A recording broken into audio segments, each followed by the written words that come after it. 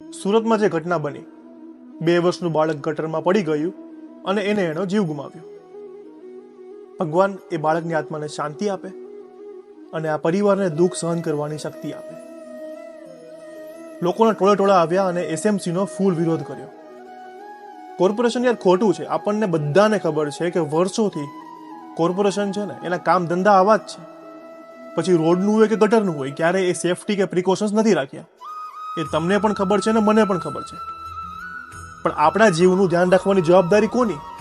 આપણી. 2 વર્ષનું બાળક રોડ પર એકલું જાય છે તો એની જવાબદારી કોની? તમે શું વિચારીને 2 વર્ષના બાળકને એકલું બહાર મોકલી રહ્યા છો? એ 2 વર્ષનું બાળક, એને કઈ સમજણ શક્તિ પણ નથી. યાર કડવું છે પણ સાચું છે કે આજકાલની આ કુલ મોમ્સ છે ને એ ખુદની જવાબદારીથી ભાગી રહ્યા છે. બાળક રડતું હોય તો એને ચૂપ કરાવવાના બદલે મોબાઈલ એના હાથમાં આપી દે છે. ખોટું છે આ.